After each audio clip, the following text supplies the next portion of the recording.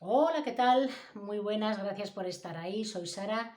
De nuevo, daros las gracias por asomaros a esta ventana de conocimiento, curiosidad, aprendizaje, de ánimo y sobre todo, pues eso, con una sensación y una sonrisa en la cara de decir hoy tengo ganas de seguir aprendiendo con Sara pues un montón de cosas o simplemente me empieza a despertar la curiosidad de poder incluso llevar a cabo pues todas estas pequeñas incursiones que os voy contando de tan variadas y tan bonitas que tenemos en cualquier contexto, pero dentro de las artes escénicas.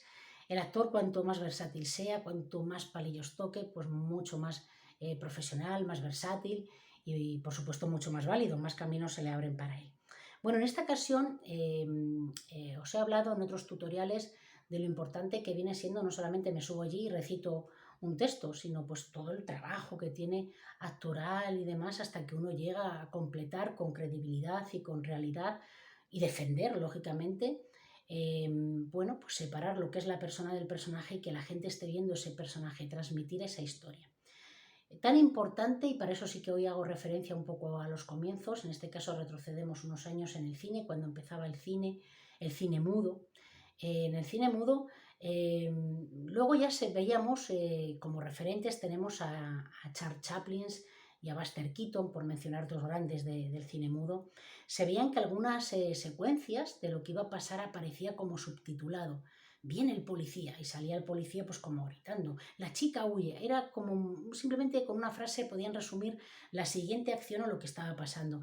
En mi opinión, bueno, era una manera, lógicamente, porque el ser humano no deja de evolucionar o involucionar, depende a veces en qué aspectos y para qué cosas, pero bueno, es una opinión personal.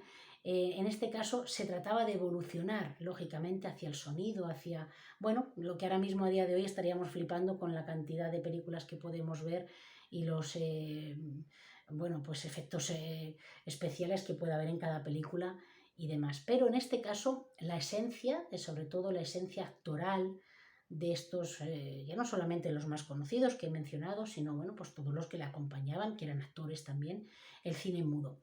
El cine mudo dotaba al actor precisamente de que no tenía la herramienta principal, el poder contar una historia, sino que tenía que multiplicar con intensidad el cómo la contaba, de qué manera la contaba, y que era con su cara, con sus gestos, con sus movimientos, con su cuerpo, ¿no? Y bueno, lógicamente luego ya, dependiendo de lo que fuera la historia, pues lo que sería, digamos, pues la escena, ¿no? Donde transcurre, si transcurre en un pueblo, en el oeste, en una iglesia, en una casa, hay más gente, está él solo. Pero es muy importante, repito, y me centro en este aspecto, porque es verdad que se estaban contando historias que conseguían transmitir sin apenas dar un mensaje hablado. Simplemente era lo que se veía y conseguir que captaras, bueno, pues en ese momento la atención de los afortunados que pudieran ir al cine y pudieran disfrutar de esas grandes historias en mudo, que muchas veces sí se podían acompañar, como digo, de esos letreros, de esas frases anunciando la siguiente escena o comentando la anterior, o la música que te envolvía, lógicamente, bueno, pues hacía que aquello pues fuera parte de una experiencia reveladora, fuera muy divertida. Hay pocas películas, si nos fijamos en el cine mudo, claro, con los dos actorazos que he mencionado en este noble arte y tan bonito y tan difícil, que fueron Charles Chaplin y Buster Keaton, los cuales os animo a que conozcáis, investiguéis sobre ellos o que posiblemente ya conozcáis y disfrutéis de alguna de las historias que tienen, de las películas que hicieron, ver que eran todas en mudo. El cine mudo lo que tenía era, tenía un ritmo, un tempo. Al tempo se le llama el ritmo, a la energía y cómo se está desarrollando la escena, ¿no? Si os dais cuenta, hay muy pocas películas contadas, porque las hay, lógicamente, donde la historia sea como muy liviana, todo muy tranquilo, muy pausado, ¿no? Si nos damos cuenta, el propio actor, al ser un género mayoritariamente de comedia, parece que el nervio, la energía, el tempo en el que se estaba desarrollando la historia, la acción, era todo el rato como muy deprisa, muy mirando para los lados, muy moviéndose, muy... imaginaros, bueno, pues el desgaste físico que tendría el actor a lo largo del día si la secuencia salía bien, si se grababa de tirón, si no podía haber ningún error. Bueno, es la historia pura del cine y otra faceta de los actores que en este comienzo sí hago relación al cine, como estoy comentando, en el aspecto mudo. Doy importancia porque era una manera en la que sin hablar, porque todavía bien técnicamente, tecnológicamente no existía esa posibilidad, se contaba y se llegaba bueno, pues a un público con el que apetecía, conectaba siempre pues, con una comedia y era muy, muy vertiginoso la manera en que se daban pues, todas estas situaciones. Observar cualquier película que os digo de Charles Chaplin o Buster Keaton y damos un salto a cuando ya unos años,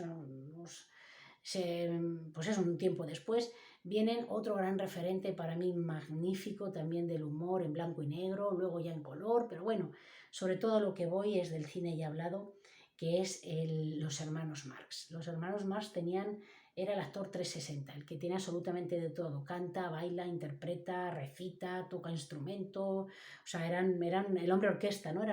Eran películas muy, muy cortitas, que se hacían en un espacio de 1 hora, o como mucho 1 hora y cuarto, pero que eran muy divertidas. Ahí ya empezaba, lógicamente, lo que era también empezar a oírlas, las películas, ¿no?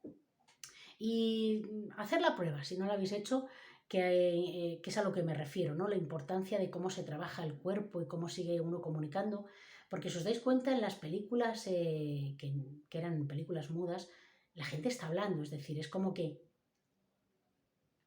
aunque se ponga la cara, hablaban. Tú dices, pero entonces, ¿por qué hablaban y eso no escuchaban? Porque la tecnología no estaba tan avanzada.